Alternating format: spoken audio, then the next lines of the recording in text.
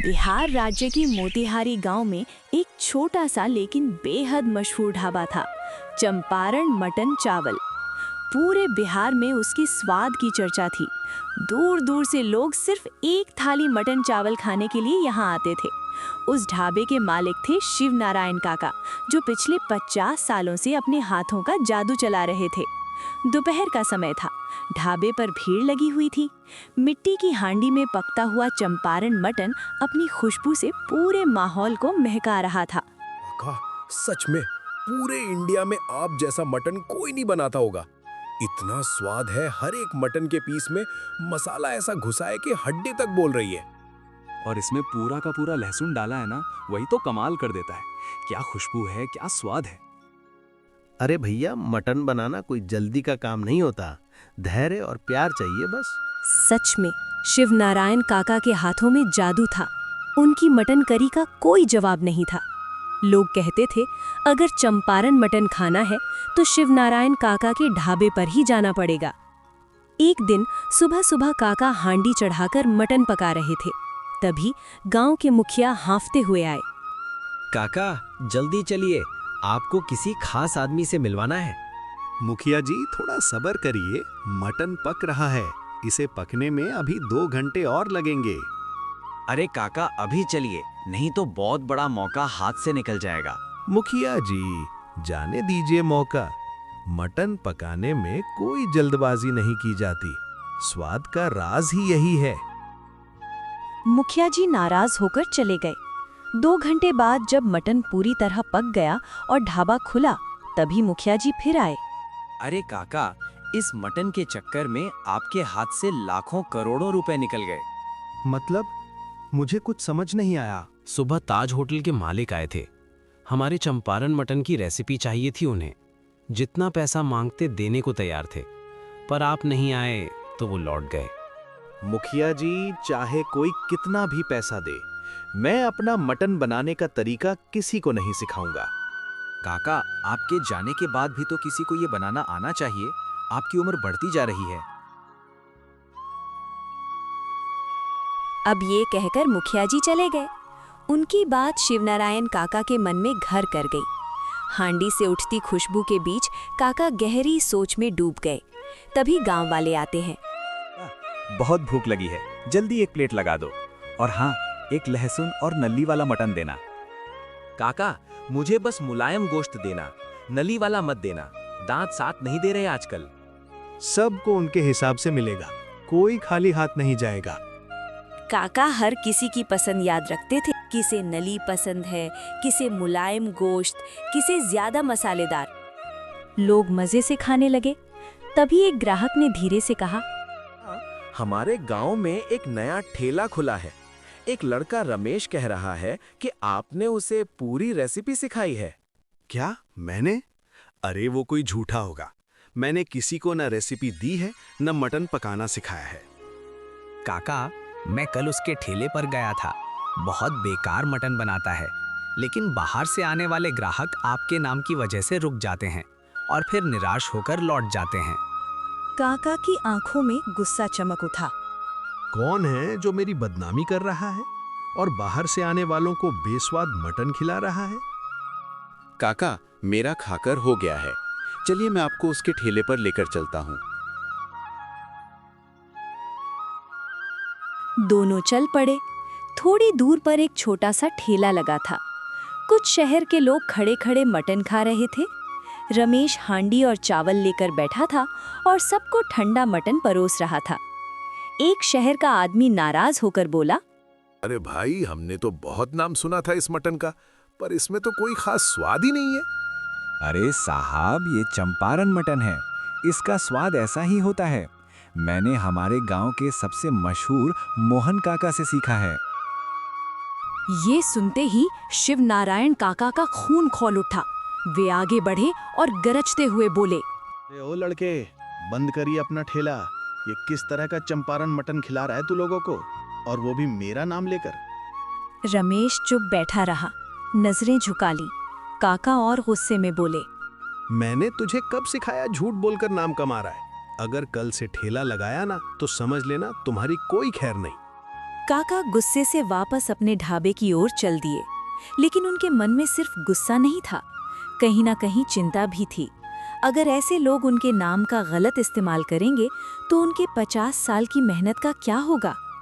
अगले दिन सुबह सुबह चंपारण मटन चावल ढाबे के सामने अजीब नज़ारा था। लोग भीड़ लगाए खड़े थे, लेकिन चूल्हा ठंडा था, हांडी खाली थी और दरवाज़ा बंद। एक गांव वाला घबरा कर बोला, अरे भाई, आज क्या हो गया? काका ने ढाबा क्यों नहीं खोला? लगता है काका बीमार हो गए हैं, तभी ढाबा बंद है। नहीं रे, मैंने तो उन्हें सुबह टहल पर देखा था, कुछ और बात है। सब लोग मिलकर काका के घर की ओर चल पड़े। दरवाजे के बाहर खड़े होकर आवाज लगाई, काका, अरे ओ काका, आज ढाबा क्यों नहीं खोला? अंदर बैठे शिवनारायण काका धीरे धीरे बाहर आए। चेहरे पर गंभीरता थी। काका, तबीयत ठीक नहीं है क्या? मुझे कुछ नहीं हुआ, मैं बिल्कुल ठीक हूँ। तो फिर ढाबा बंद क्यों है? आज से ढाबा हमेशा के लिए बंद रहेगा। ये सुनते ही सबके होश उड़ गए। क्या काका, ऐसा कैसे? आपने इतना बड़ा फैसला क्यों लिया? काका, आपके चंपारण मटन की वजह से तो हमारा बिहार मशहूर है, ऐसा मत कीजिए। अब मैं किसी की नहीं सुनूंगा। आज से मैं कभी मटन नहीं बनाऊंगा। तुम लोग जाओ यहाँ से, किसी और ढाबे पर जाकर खा लो। काका, आप जैसा मटन पूरे इंडिया में कोई नहीं बनाता, प्लीज ऐसा मत कीजिए। लेकिन काका ने एक भी नहीं सुनी। वे पलटे और अंदर चले गए। दरवाजा बंद हो गया और साथ ही जैसे पूरे गांव की उम्मीद भी। गांव वाले निराश होकर लौट गए। ये खबर जल्द ही गांव के मुखिया तक पहुंची। मुखिया, जिनका नाम सुरेश था और जो काका के पुराने मित्र थे, तुरंत उनके घर पहुंचे। शिवनारायण, सच सच बता, क्या हो गया? तूने 50 साल की परंपरा ऐसे कैसे तोड़ दी? सुरेश, मुझे इस बारे में कोई बात नहीं करनी। मैंने फैसला कर लिया है, अब कभी मटन नहीं बनाऊंगा। यार, बुरा मत मान, पर तूने किसी को सिखाया भी नहीं। तेरा हुनर आगे कौन बढ़ाएगा? इस गांव में कोई काबिल नहीं है, सब लोग मतलबी और लालची हैं। अब बिहार को चंपारण मटन का स्वाद भूलना होगा। अगले ही दिन गांव में एक और हलचल मच गई। चौक के पास एक नया ठेला खड़ा था। ऊपर बड़े अक्षरों में लिखा था, बिहार का स्पेशल मटन। ठेले वाला जोर जोर से चिल्ला रहा था, अरे गांव वालों, आओ आओ, बिहार का सबसे फेमस मटन चावल, वो भी मात्र 80 रुपए प्लेट। वाले हैरान होकर एक दूसरे को देखने लगे। अरे भाई, ये कौन नया आदमी है जो बिहार का स्पेशल मटन बेच रहा है? और वो भी सिर्फ 80 रुपए में। चलो जाके देखते हैं। 2 आदमी उसके पास पहुंचे। या कौन हो तुम और कैसा मटन बेच रहे हो 80 रुपए में? भाई, ये है बिहार का स्पेशल मटन, एक बार खा कर देखो, उंगलियां चाटते रह जाओगे। हमारे गांव में तो मिलता है चंपारण मटन, जो बिहार का सबसे फेमस है। ये कौन सा सस्ता मटन बेच रहे हो तुम?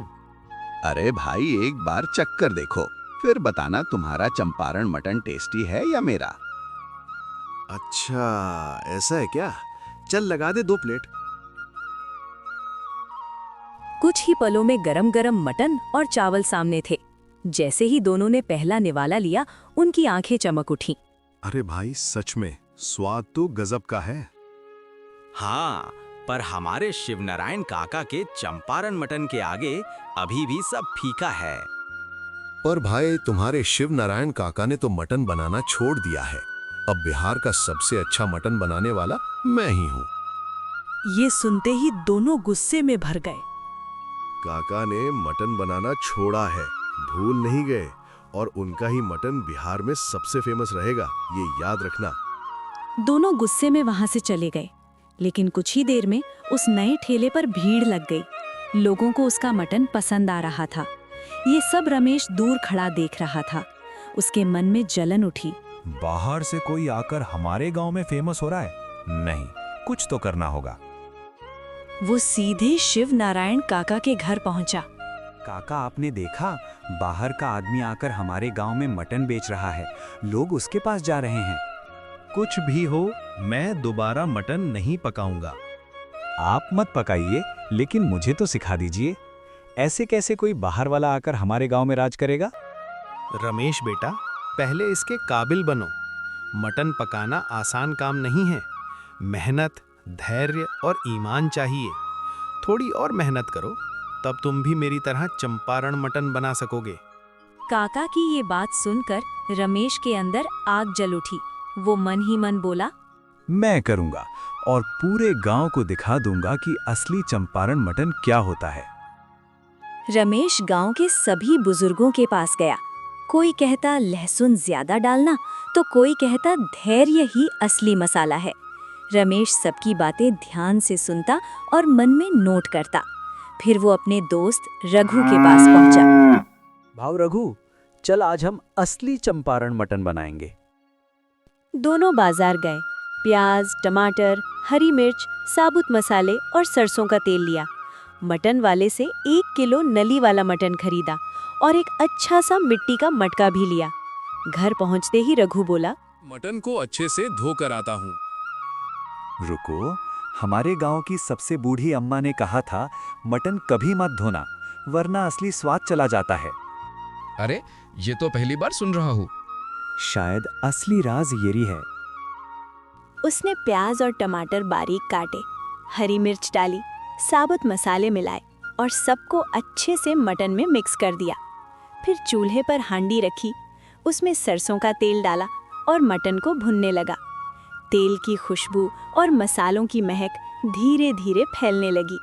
अब कितनी देर पकाना है? शिव नारायण काका कहते थे कम से कम 2 से 3 घंटे धीमी आंच पर, तभी असली स्वाद आता है। बीतता गया। हांडी से लाजवाब खुशबू आने लगी। रघु उत्साहित होकर बोला, लगता है मटन पक गया। अभी नहीं, आधा घंटा और। आधे घंटे बाद उसने एक टुकड़ा निकाला और चखा। कैसा बना? बना तो अच्छा है, लेकिन शिव नारायण काका जैसा नहीं। भाई, काका जैसा बनाना आसान नहीं। उनके पास 50 साल का अनुभव है। मैंने पूरी कोशिश की है। एक बार शिवनारायण काका को खिलाकर पूछता हूँ, शायद वो ही बताएं कि कमी कहाँ है।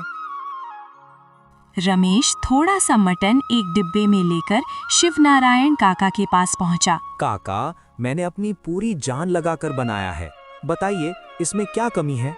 काका ने एक निवाला लिया, कुछ पल आंखें बंद रखीं, फिर धीमे से बोले, रमेश बेटा, तुमने सच में बहुत अच्छा मटन बनाया है। बस एक कमी है मेरे सीक्रेट चंपारण मटन मसाले की। मतलब मैं काबिल हूँ?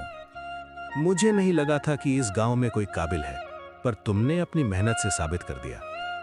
काका, बस एक बार वो मसाला दे दीजिए, उस नए ठेले वाले को सबक सिखाना है। ठीक है, लेकिन सिर्फ एक बार। दिन रमेश ने अपना ठेला लगाया। आओ आओ गांव वालों, असली चंपारण मटन चावल यही मिलेगा। कुछ गांव वाले पास आए। असली है ना? हूबहू शिव नारायण काका की तरह, बस एक बार खा कर देखो। पहला निवाला लेते ही एक आदमी चौंक पड़ा। अरे, ये तो सच में काका जैसा है, रसीला, तीखा, लाजवाब। धीरे धीरे भीड़ बढ़ती गई।